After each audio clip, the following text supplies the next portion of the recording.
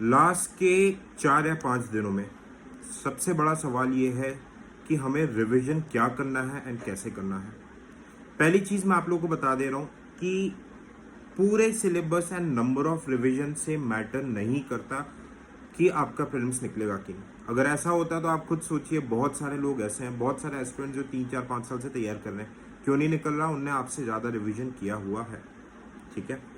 But ये जो last के 4 5 दिन का बैटल है, ये ट्रस्ट मी आपके फेट को, अगर आप यूपीएससी के प्रीलिम्स क्लियर करने के लिए अगर आपको 20 चाहिए, आप अगर 18 17 में भी हो, इधर अगर आपने सही स्ट्रेटेजी लगा ली, ट्रस्ट मी आपका 25 मई का दिन आपका होगा।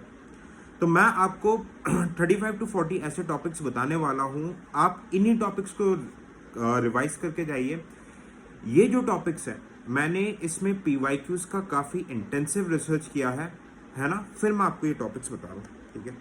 स्टार्टिंग विथ इंडियन इकोनॉमी, ठीक है। इंडियन इकोनॉमी में एक आपको एक्सटर्नल सेक्टर अच्छे से रिवाइज करना है, monetary policy, fiscal policy, institutions, international जो इंस्टीट्यूशंस होते हैं, जो सेकेंडरी मार्केट है, फाइनेंशियल जो स्टॉक मार्केट, इन सब में 1 से 2 क्वेश्चन आ रहे हैं, and national income, in 6 topics, ठीक है। बाकी प्राइमरी सेक्टर, फैक्टर, ये सारे हटा दो, 1 आध 2 क्वेश्चन आएंगे, आप बनना होगा तो वैसे ही बन जाएगा। इन टॉपिक्स का फास्ट वे में 6 टॉपिक्स का रिवीजन, आपने जो भी शॉर्ट नोट्स बनाए, नया कुछ भी नहीं पढ़ना है, मैं बार बार बता रहा हूँ। इधर से आपके इकोनॉमी के 70 to 80% क्वेश्चन आएंगे, ठीक है। बात करूँ अगर मैं साइंस एंड टेक की, साइंस एंड टेक में देखो, बायोलॉजी, आप फिजिक्स केमिस्ट्री कुछ नहीं पढ़ना, बेसिक्स ऑफ बायोलॉजी, उसी के साथ हेल्थ, ठीक है। हेल्थ में जो वैक्सीन, ये सब जो भी न्यूज़ में है, जो भी डिसीजेज न्यूज़ में है, एंड बायोटेक्नोलॉजी, इससे आपका 40 to 50% क्वेश्चन आएगा। साथ ही साथ इसका करंट अफेयर्स, इन्हीं टॉपिक्स का करंट अफेयर्स, ठीक है। फिर ये अपनी चीज़ होगी। फिर इसके साथ जो न्यू इमर्जिंग टेक्नोलॉजीज आ रहे हैं, जैसे space, defence technology, AI, nanotech, कुछ भी ये करंट ओरिएंटेड है, कुछ भी नया टेक्नोलॉजी जो आ रहा है, ठीक है, जो कि न्यूज़ में चल रहा है ना, इसमें स्टैटिक आपको कुछ पढ़ने की जरूरत नहीं है, इन चीज़ों को आपको पढ़ते जाओ, ठीक है। नाउ कमिंग टू ज्योग्राफी, देखो ज्योग्राफी में 2023-24 के बाद से काफ़ी ज़्यादा वेटेज बढ़ गया है फिजिकल ज्योग्राफी। जो 11th क्लास वाली एनसीईआरटी है, उसके जो 3 चैप्टर्स है, जियोमॉर्फोलॉजी, क्लाइमेटोलॉजी, ओशनोग्राफी, आपने सिर्फ 11th क्लास को अगर पढ़ा है, जो कि आई एम श्योर काफ़ी लोग पढ़ते हैं, सिर्फ उसी के इन 3 चैप्टर्स को रिवाइज करके चले जाओ, ठीक है। अपार्ट फ्रॉम दिस, इंडिया का drainage system is very very important, dams, drainage system, उसका रिवीजन करना। एग्रीकल्चर, चाहे आप इकोनॉमी में कर लो, चाहे आप एनवायरमेंट में कर लो, चाहे ज्योग्राफी में, एमएसवी में एमएसपी, एग्रीकल्चर का रिवीजन करके जाना, ठीक है। मैपिंग, एक तो वर्ल्ड मैपिंग, आईआर का प्लेसेस इन न्यूज़ को प्रॉपर वे में करना है, ठीक है। सेकेंड, जो इंडिया की जो मैपिंग होती है, ठीक है, इंडिया की मैपिंग के लिए जैसे कि इंडिया के जो फिजियोग्राफी, सॉइल डिस्ट्रीब्यूशन, वेजिटेशन, ठीक है, जो भी कॉन्करेंट चीजें मैपिंग में आती हैं, उन चीजों को आपको रिवाइज करके जाना है, ठीक है। हाँ, इंटरनेशनल ऑर्गेनाइजेशन आप इकोनॉमी एंड आईआर वाला कॉमन कर सकते हो, ठीक है। आईआर में आपको इकोनॉमी के साथ ही कर लो, जो रीजनल ऑर्गेनाइजेशन है जैसे सार्क, बिम्स्टेक, एससीओ, इन सब के ऊपर से क्वेश्चन आएगा, I2U2, जो करंट में ऑर्गेनाइजेशन चल रहे हैं, ठीक है। Coming to the polity part, polity part में देखो 8 या 9 टॉपिक्स, पूरी लक्ष्मीकांत रिवाइज करने की जरूरत नहीं है, 8 या 9 टॉपिक्स रिवाइज कर लो। Fundamental rights, DPSP, fundamental duties, parliament, parliament में ही आपको state executive, president, governor, state legislature, ये सब एक ही पार्ट में कर लेना, ठीक है। अमेंडमेंट हर साल सवाल है, मेकिंग ऑफ कॉन्स्टिट्यूशन, जो specially government of India act, हर साल 1 से 2 सवाल है।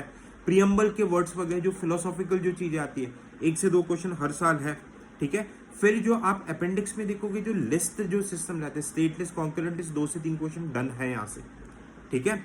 ये चीजें आपको करके जाना ही जाना है, ओके। लिस्ट के साथ ही पंचायती राज इंस्टीट्यूशंस को भी थोड़ा सा देख लेना, okay. Now coming to environment, environment में देखो आपको सिर्फ और सिर्फ अभी जो आपको बेसिक्स रिवाइज करने की जरूरत नहीं है, क्योंकि आप काफी देर तक पढ़ चुके हो। प्रोटेक्टेड एरियाज, बायोस्फीयर रिजर्व, जो इंडिया की मैपिंग के साथ पढ़ना, रिवर्स वगैरह, ये सब जब आप पढ़ोगे तो इसी रिवर्स कहाँ से निकल रही है, फिजियोग्राफी में सॉइल क्लाइमेट के साथ साथ जब आप पढ़ोगे तो इसी के साथ आप नेशनल पार्क, बायोस्फीयर रिजर्व भी पढ़ लेना, वेटलैंड्स पढ़ लेना, ठीक है, साथ में रिवाइज करना है मैपिंग के साथ में, ठीक है। फिर जो भी इंटरनेशनल ऑर्गेनाइजेशंस, नेशनल जो रिसेंट में जो आपने करंट में पढ़ा है, wild life protection act, national bodies जो रिसेंट पे है, इंटरनेशनल कॉन्फ्रेंसेस, क्लाइमेट चेंज से रिलेटेड, पोल्यूटेंट जो गैसेस है, सल्फर डाइऑक्साइड कहाँ से निकलता है, मीथेन, नाइट्रोजन, हर साल 2 से 3 सवाल है इसके ऊपर, ये करके जाना। जैसे लास्ट ईयर क्वेश्चन आया था कि थर्मल पावर प्लांट से सबसे ज्यादा सल्फर डाइऑक्साइड सबसे ज्यादा कहाँ से निकलता है, थर्मल पावर प्लांट, 24 का सवाल था। ओके, फिर आ जाते हैं हम ancient medieval art and culture. Art and culture में सिर्फ आप आर्किटेक्चर और यूनेस्को के वर्ल्ड हेरिटेज साइट्स को रिवाइज करना है, ठीक है, नागरा, द्रविडन आर्किटेक्चर और वर्ल्ड हेरिटेज साइट जो प्लेसेस में आ जाएंगे। एंशिएंट मेडिवल में आपको देखो जैनिज्म, बुद्धिज्म, फिलोसॉफी में इस बार आपके सीडीएस एनडीए में भी बहुत क्वेश्चंस आए थे। एंशिएंट मेडिवल लिटरेचर, ठीक है, एंशिएंट मेडिवल लिटरेचर, ठीक है, और आप देखोगे इंडस वैली के जो साइट्स हो गए, स्पेशली जो पोर्ट्स हो गए, okay, ancient ports, they are very very important. Sangam literature बहुत इंपॉर्टेंट है, ओके। मौर्यन और अशोका का एडमिनिस्ट्रेशन बहुत अच्छे से करके जाना, है ना। बाकी आप मेडिवल में दिल्ली सुल्तान एंड मुगल्स का सिर्फ आर्ट एंड कल्चर एडमिनिस्ट्रेशन करके जाना। भक्ति मूवमेंट एक क्वेश्चन है आपका, भक्ति मूवमेंट, और विजयनगर एक क्वेश्चन है, विजयनगर को अच्छे से करके जाना, ठीक है। मॉडर्न हिस्ट्री देखो, मॉडर्न हिस्ट्री में क्योंकि आप ऑलमोस्ट सारे पार्ट्स इंपॉर्टेंट है, मॉडर्न हिस्ट्री आप लोगों ने काफी देर से पढ़ लिया, बट जो एडवेंट ऑफ द यूरोपियंस है, ठीक है, उससे हर साल क्वेश्चन आ रहा है, अभी तक यूपीएससी इग्नोर करता था, उसको बहुत डिटेल में करके जाना। बाकी गांधीयन फेज, जो quit India movement, non cooperation movement, ये तो देखो जनरली हम पढ़ते हैं, ओके।